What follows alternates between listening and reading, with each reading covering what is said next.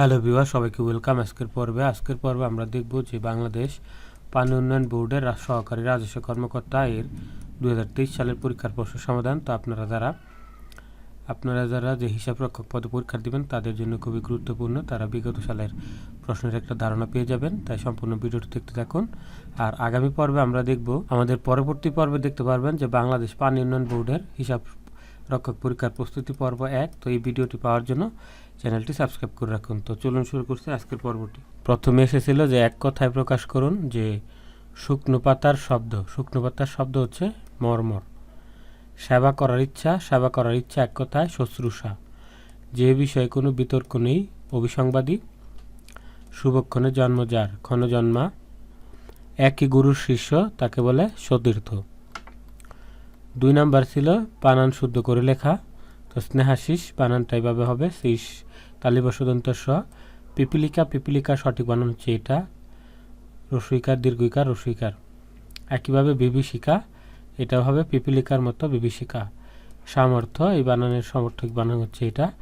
আর জ্যোতির্ময় এখানে একটা জফালা হবে। এটা ছিল 2 নম্বরে। 3 নম্বর ছিল ট্রান্সলেট ইনটু ইংলিশ, ইংরেজিতে অনুবাদ, যে পাখিরা আকাশে উড়ে। Birds fly in the sky. সে গতকাল বাড়ি এসেছিল। হি কেম হোম ইয়েস্টারডে। অল্পবিদ্যা ভয়ঙ্করী এর ইংরেজি হচ্ছে little learning is a dangerous thing.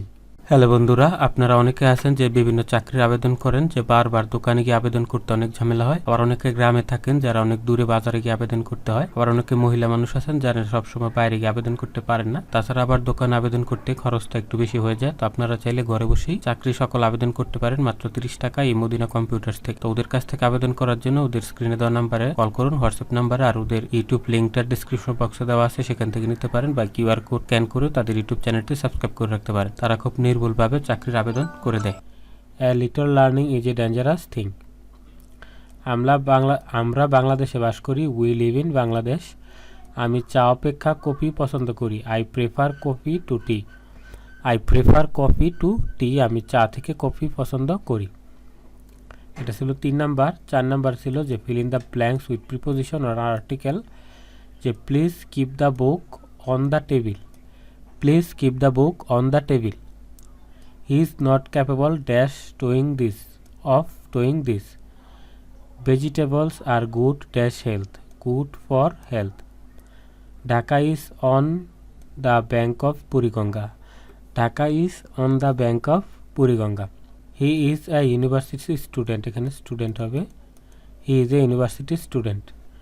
তো এটা ছিল 4 নাম্বার। তারপরে 5 নাম্বার হচ্ছে সাধারণ জ্ঞান অংশ। তো এইরকম আমরা প্রতিদিনই বিভিন্ন চাকরির প্রশ্ন এখানে এই চ্যানেলে আপলোড করব। তো আমাদের পরবর্তী ভিডিওগুলো পাওয়ার জন্য চ্যানেলটি সাবস্ক্রাইব করে রাখুন। যে কোভিড-19 ভাইরাসের প্রথম বিস্তার হয় কোন দেশে? চীনের উহান শহরে। দহগ্রাম ছিটমহলটি কোন জেলায় অবস্থিত? লালমনিরহাট জেলায়। আমার দেখা নয় চীন গ্রন্থের রচয়িতা কে? শেখ মুজিবুর রহমান। বঙ্গবন্ধু স্বদেশ প্রত্যাবর্তন দিবস কবে? 10 জানুয়ারি। এসডিজি এর লক্ষ্য কয়টি ছিল? 17টি। নীলগিরি কোন জেলায় অবস্থিত? নীলগিরি হচ্ছে বান্দরবান জেলায় অবস্থিত। বীরশ্রেষ্ঠ ক্যাপ্টেন মহিউদ্দিন জাহাঙ্গীরের বাড়ি কোন জেলায়? বরিশাল জেলায়। সর্বশেষ G20 সম্মেলন কোথায় হয়েছিল? ভারতে। আসন্ন বিশ্বকাপ ক্রিকেটে বাংলাদেশের প্রথম ম্যাচ কোন শহরে অনুষ্ঠিত হবে? ধর্মশালা, ভারত। মুক্তিযুদ্ধে ঢাকা কোন সেক্টরের অধীন ছিল? 2 নং সেক্টর। তারপরে কিছু বিষয়ভিত্তিক অংশ রয়েছে। বিষয়ভিত্তিক যে রাজস্ব কর্মকর্তাদের বিষয়ভিত্তিক প্রশ্নগুলো আপনি দেখে নেবেন, এগুলা নিজ দায়িত্বে সমাধান করে নেবেন।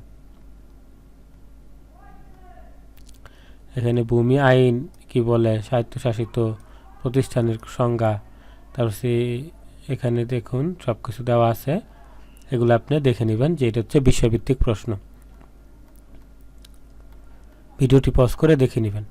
আর এখানে হচ্ছে কম্পিউটার তথ্য প্রযুক্তি অংশ, যে নিচের তথ্যগুলোর পুনরূপ লিখুন। যে এ টু আই এটার পুনরূপ access two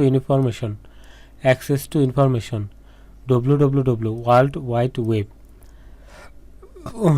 MMS multimedia messaging service, SIM subscriber identification module.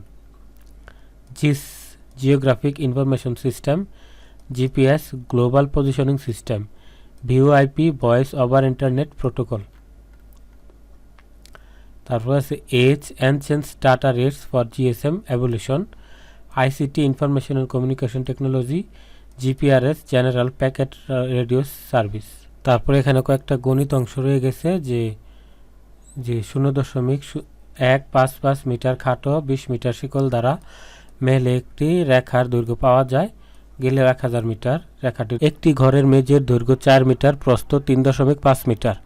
ঘরটির উচ্চতা 3 মিটার এবং দেয়ালগুলো 15 সেন্টিমিটার পুরু হলে 4 দেয়ালের আয়তন কত? এটা হবে ঘনফল 7.02 ঘনমিটার। একটি সমবৃত্ত ভূমিক বেলুনের ব্যাসার্ধ 4.5 সেন্টিমিটার, উচ্চতা 6.6 সেন্টিমিটার। বেলুনটির বক্রপৃষ্ঠের ক্ষেত্রফল নির্ণয় করুন, হচ্ছে 170 বর্গ সেন্টিমিটার প্রায়। তো এটাই ছিল আমাদের আজকের প্রশ্ন। আমাদের পরবর্তী প্রশ্নটা দেখবেন যে পানি উন্নয়ন বোর্ডের ডাটা এন্ট্রি অপারেটর পদের প্রশ্ন 2022। এটা আমরা দেখব। এটার আগে আমরা যে ভিডিওটা দিব সেটা হচ্ছে এটা যে পানি উন্নয়ন বোর্ডের হিসাবরক্ষক পরীক্ষার প্রস্তুতি। এই ভিডিওটা আমরা পরবর্তী ভিডিওতে দিব। সেটা পাওয়ার জন্য চ্যানেলটি সাবস্ক্রাইব করে রাখুন। দেখা হবে পরের পর্বে। আল্লাহ হাফেজ।